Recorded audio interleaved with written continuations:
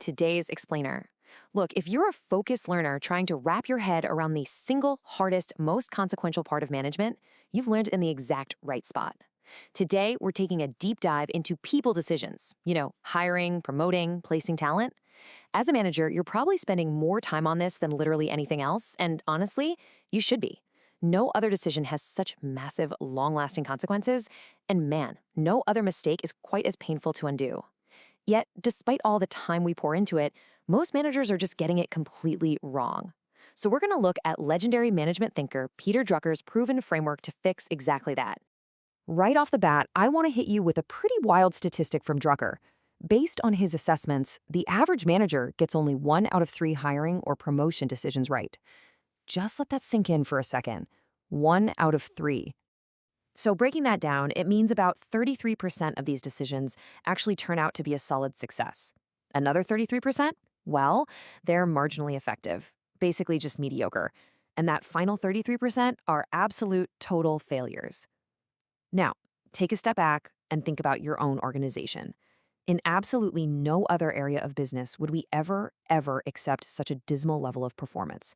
I mean, we certainly wouldn't tolerate a 33% success rate in our supply chain, or our manufacturing, or our accounting, right? So why on earth do we tolerate it when it comes to our people?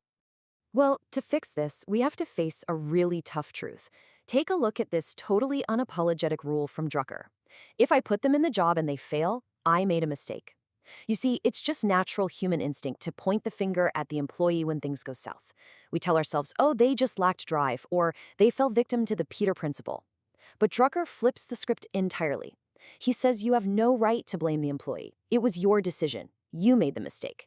I know that sounds incredibly harsh at first, but actually, it's an amazingly liberating opportunity. Because think about it. If the failure is your fault, that means the solution is entirely in your control. You don't have to just cross your fingers and rely on blind luck anymore. You just need a better method.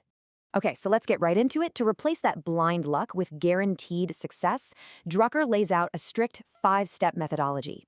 Define the assignment, look at multiple candidates, hire for strengths, check with colleagues, and align expectations. Let's break these down, starting with step 1. Step 1, define the true assignment. The absolute biggest mistake managers make right out of the gate is just grabbing a static piece of paper.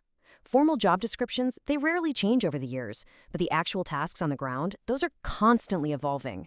So before you even glance at a resume, you first have to figure out the specific, immediate, core need of the role as it exists today. You really have to ask yourself, what is the core of the task right now? Let's say you're hiring a new regional sales manager. What do they actually need to be doing? Does this new manager need to build a brand new team from scratch because the old guard is retiring? Or do they need to aggressively open up new markets? Or maybe they just need to roll out a super technical new product line to your existing clients. Every single one of those specific scenarios demands a totally different kind of person. You simply can't find the right fit until you define the actual assignment. Moving right along, step 2, look at multiple candidates. Once you actually know the assignment, you've got to build a pool. Formal qualifications, things like degrees or years of experience, look, those are merely a baseline.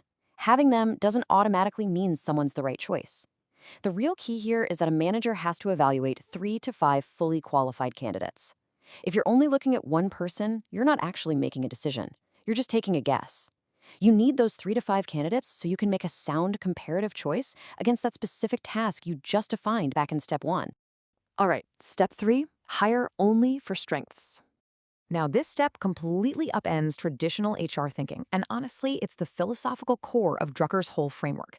You have got to build solely on what people can do rather than obsessing over what they cannot do. The standard, deeply flawed approach in corporate culture today is to hunt for these mythical, well-rounded candidates who have the fewest weaknesses. But Drucker, he demands a laser focus on hunting for specific strengths. Why? Because you simply cannot build performance on weaknesses. You can only ever build it on strengths. Let's look at how this plays out in a real-world, incredibly high-stakes context. General George Marshall personally chose almost every commanding general in the U.S. Army leading up to World War II. Now, almost none of them had actual combat experience, yet nearly 0 of his picks failed. How is that possible? Well, it's because of this rule. Focus solely on a distinct capability. When Marshall needed an officer to train recruits, he looked for someone who was an absolute genius at turning civilians into soldiers. He didn't care one bit if that guy was a terrible tactician, or if he argued constantly with his superiors, or even if he was incredibly vain. If training recruits was the core task, and that candidate was the absolute best at it, they got the job. FDR and Truman used this exact same method to build some of the most historically successful presidential cabinets in U.S. history. Their first question was always, what can this person do? Which brings us to step 4, check with colleagues. Look, no matter how incredibly objective you think you are during an interview, a single manager's isolated assessment is, frankly, pretty worthless. We all have natural blind spots, inherent biases, sympathies, and way outsized reactions to first impressions. So, to bypass your own brain's tricks, once you've found a candidate whose strengths match the task, you absolutely must discuss them with several colleagues who have previously worked alongside them. You have to hear what other people think to get a complete, accurate picture of what they can really do. And finally, step 5, align expectations.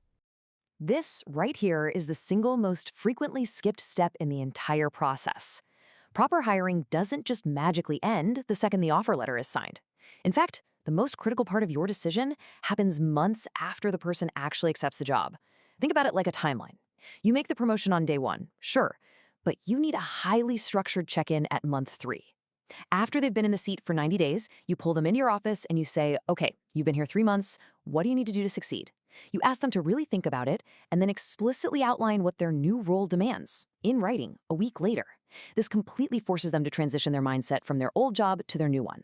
Because here's the thing, and this brilliantly illustrates exactly why that 90-day check-in is so crucial. Drucker notes, what you did to get the promotion are almost certainly the wrong things for the new job. It's perfectly intuitive, right? An employee thinks, hey, I got promoted because I was awesome at my old tasks, so I should probably just do more of that. But new roles require entirely new behaviors. The exact skills that made someone an incredible salesperson will almost certainly make them a terrible sales manager, unless they consciously, actively shift their behavior. And if you, as the manager, don't facilitate that transition, well, you get what Drucker calls the ultimate management waste.